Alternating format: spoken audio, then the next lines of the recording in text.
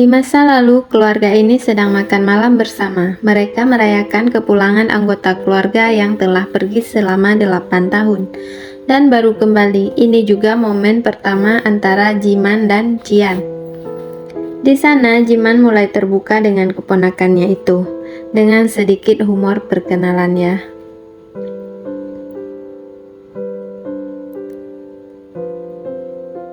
Kemudian, kisah berlanjut saat Jian dewasa. Saat ini, Jian berada di kantor polisi karena dia menghajar seorang pria. Saat Jian menghubungi pamannya, tapi yang mengangkat telepon itu adalah polisi. Mereka memberitahukan kalau pamannya sudah meninggal. Dan mereka menyuruh Jian untuk segera ke sana. Di perjalanan, Jian teringat saat dia bersama pamannya. Saat itu pamannya sedang memasang pengaman besi di kamarnya Jian. Tapi Jian terus mengomeli pamannya karena menurutnya pamannya bersikap aneh dan itu tidak cocok untuk kamar seorang gadis. Di sana, pamannya juga menunjukkan lemari besi untuk Jian berlindung karena lemari itu anti peluru. Kemudian, Jinman melihat kartu mahasiswa Jian. Pamannya mengingatkan Jian untuk menghafal nomor induknya itu, supaya ia tidak melupakan nomor itu, dan itulah ucapan terakhir dari pamannya Jian sebelum meninggal. Kemudian Jian pun sampai di rumah sakit dan pamannya sudah terbaring tak bernyawa. Pihak kepolisian menjelaskan kalau pamannya mati karena bunuh diri, tapi Jian tidak percaya karena aneh kan orang yang bunuh diri menusuk lehernya sendiri hingga mati gitu, dan pamannya juga sendirian di sana, jadi menurutnya itu tidak mungkin. Lalu secara tidak sengaja Jian melihat tato tulisan gitu ya di tubuh pamannya. Setelah itu Jian pun mengurus keperluan untuk pemakaman pamannya. Di sana mereka menanyakan tentang foto pemakaman.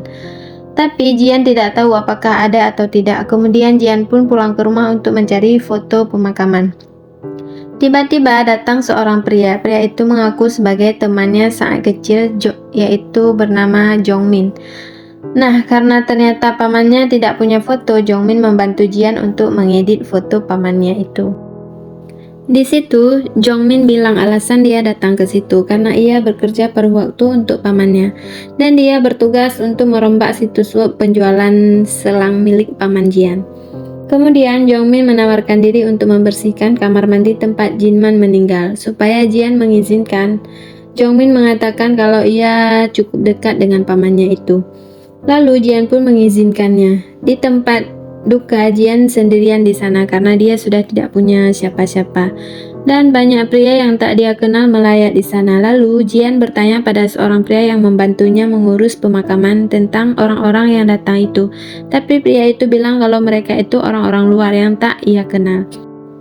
Di sisi lain, Jongmin sedang membersihkan kamar mandi. Kemudian Jongmin menemukan ponsel milik pamannya Jian di sana. Di pemakaman, teman-teman pamannya datang dan berbicara tentang kematian Jinman yang bunuh diri itu. Di sana ada yang mengatakan kalau Jinman mata-mata yang bekerja untuk Bin. Tapi salah satu temannya mengingatkan kalau Jinman sangat baik. Dulu Jinmanlah yang membantu mereka saat susah. Jian pun mendengarkan cerita itu tentang pamannya. Kemudian tiba saatnya jenazah pamannya untuk dikremasi. Saat mereka mau pergi ke pemakaman, seorang pria besar menemani Jian merokok. Kemudian Jongmin pun juga tiba di sana. Setelah pemakaman selesai, Jian pun kembali ke rumah pamannya. Di sana, Jian bilang ke Jongmin kalau dia jijik sama pamannya yang memutuskan bunuh diri itu. Lalu Jian pun masuk ke rumah itu. Saat di kamar, Jian sedang bersiap-siap untuk ganti baju. Di sana, Jian memikirkan kenapa dan apa alasannya pamannya bunuh diri. Jian pun menangis sendirian karena hanya pamannya yang dia miliki, walaupun mereka tidak sedekat itu. Kemudian Jongmin pun balik lagi nih ke sana dan melihat Jian yang sedang sedih gitu. Saat Jongmin mau pulang, Jian menyuruh Jongmin untuk menemaninya. Di sana, Jongmin mencoba menghibur Jian. Kemudian, Jongmin memberikan ponsel milik pamannya yang ditemukan di kamar mandi. Saat Jian membuka ponsel itu, Jian sangat syok melihat saldo di dalamnya yang sangat banyak. Kemudian, mereka pun mencari tahu di ruang kerja pamannya tentang bisnis pamannya itu. Menurut Jian, tidak mungkin keuntungan dari menjual selang sebanyak itu. Kemudian mereka menemukan situs ilegal yang berkodok penjualan selang. Saat melihat situs itu, Jian teringat sama tato yang ada pada pamannya itu, dan di sanalah mereka baru mengetahui tentang situs gelap itu, yaitu tentang penjualan senjata api. Lalu tiba-tiba pesan masuk kalau ada barang yang belum dikirim. Di sana mereka ketahuan kalau Jiman sudah mati, dan di pesan itu juga dikatakan kalau Jian juga akan mati hari ini.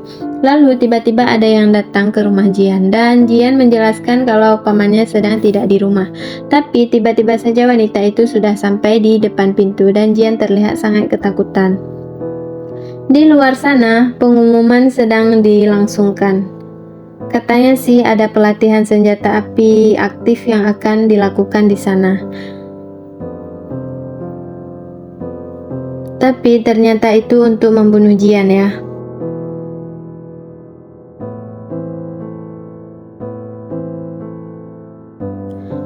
Para pembunuh itu bergerak menuju arah rumahnya Jian, dan di sana sudah ada sniper yang membidik ke arah Jian. Di sana Jian hampir terkena peluru itu, tapi untung saja yang kena bingkai foto, dan Jian sangat ketakutan karena ia benar-benar tidak tahu apa yang sedang terjadi saat ini. Dan mereka yang ada di dalam rumah itu sedang berlindung ya. Lalu Jian melihat ke arah pistol itu dan ia berusaha mengambilnya, tapi langsung ditembak oleh pria itu, sehingga pistol itu masuk ke bawah sofa itu. Di sana Jian teringat saat ia menonton bersama pamannya di sana. Pamannya bilang tidak semua bisa dilihat oleh penembak, pasti ada titik buta.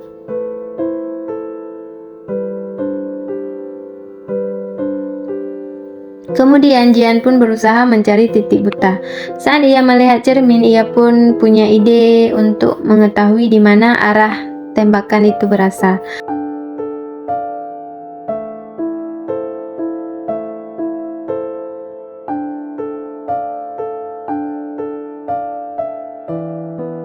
Nah, saat Jian tahu arah penembak itu, Jian pun segera bergerak dan Jian naik ke atas kulkas.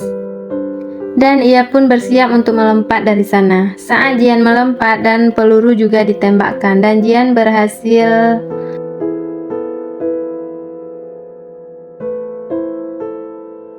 dan peluru itu meleset. Jian berhasil dan ia segera mencari pistol itu. Karena sangat sulit meraih pistol itu, Jian pun membalikkan sofa itu dan ternyata ada senjata di sana, dan Jian langsung memakainya untuk menyerang pria itu.